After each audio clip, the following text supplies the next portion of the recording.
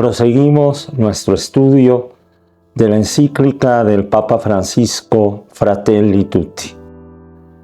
Una encíclica que cobra cada vez más actualidad, lamentablemente de manera dramática, porque estamos viendo a la humanidad dividida por guerras, por hostilidades de diversa naturaleza, por aquello que hemos dado en llamar la polarización en las distintas sociedades. Y el Papa Francisco escribió Fratelli Tutti precisamente para invitarnos a todos los seres humanos a vivir como hermanos.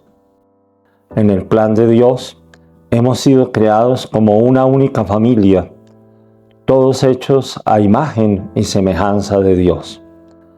Pero desde el momento en el que el pecado se introdujo en el mundo, han aparecido toda suerte de divisiones, de violencias, de hostilidades entre los seres humanos. Y el Señor, que nos ama, que ama a la humanidad entera, envió a su Hijo Jesucristo para que Él nos reconciliara, reuniera a la humanidad que el pecado había dispersado y enfrentado. En este segundo capítulo, el Papa Francisco hace un comentario de la parábola del buen samaritano, porque en ella se refleja de manera muy clara cómo la humanidad, aun a pesar de sus diferencias, puede ser una humanidad una, según el ejemplo que nos dio el buen samaritano de la parábola. Aunque él pertenecía al pueblo samaritano, que en ese momento estaba en una situación de conflicto con el pueblo de Israel, con los judíos, porque a los ojos de los judíos se habían apartado de las tradiciones originarias queridas por Dios para su pueblo. Este pueblo samaritano era entonces despreciado, mal mirado. Y sin embargo, fue justamente uno de los miembros de ese pueblo, según la parábola, el que se apiadó de ese herido que estaba al borde del camino y lo socorrió con generosidad, sin reservarse nada, entregándolo todo.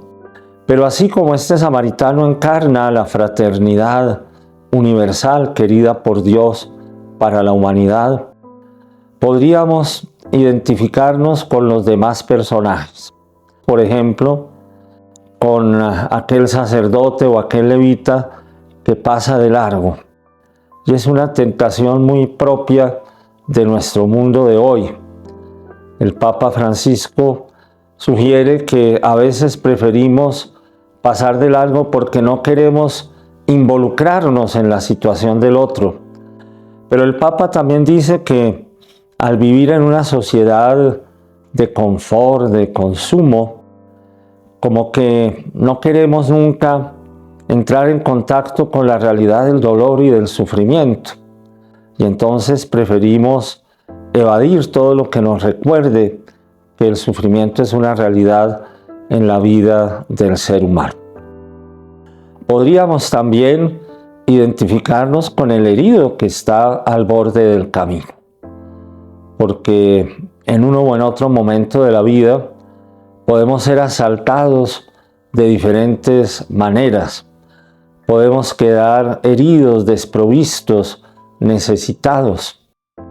Y a veces esto se nos olvida porque vivimos habitualmente en la tranquilidad, en el orden, en el confort. Y entonces pensamos que siempre va a ser así.